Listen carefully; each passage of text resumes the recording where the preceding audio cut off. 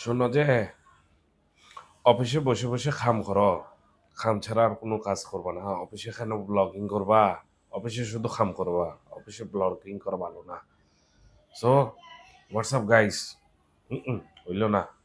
WhatsApp people, this is me আইডিয়া মিও, welcome back to my channel. আচ্ছা, আমি আজকে সকাল থেকে এখন বাজে হচ্ছে ৩টা ৫৩।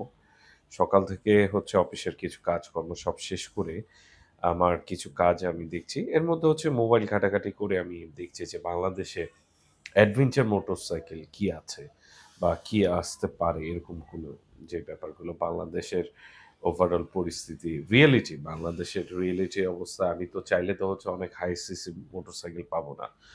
সো রিয়েলিটি অবস্থায় হচ্ছে কোন মোটরসাইকেলটা ভালো হবে। তো সেই তুলনায় আমি দেখলাম যে 200 বা 250 এর মধ্যে হলে ভালো হয়। যেমন সুজুকি ভি-স্ট্রম এখনো আসে নাই। আসবে কবে তাও জানি না। হোন্ডা 200 এনএক্স বা সামথিং, আমার মনে নেই। সিবি 200 এরকম একটা অ্যাডভেঞ্চার মোটরসাইকেল। এটা হচ্ছে 150 টা পাওয়া যায়, বাট 200 টা এখন কবে আসবে তাও আমি জানি না।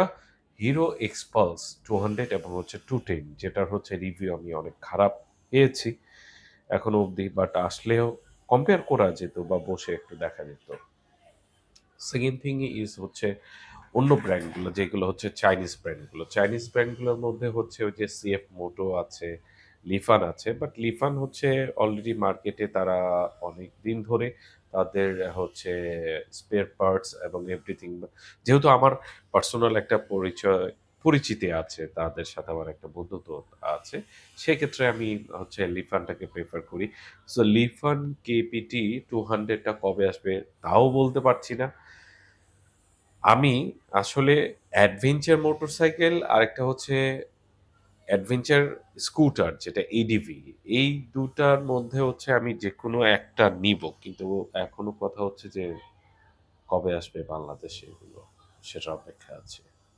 তো যাই হোক, সে পর্যন্ত সবাই ভালো থাকুন, সুস্থ থাকুন, নিরাপদে থাকুন। আল্লাহ হাফেজ।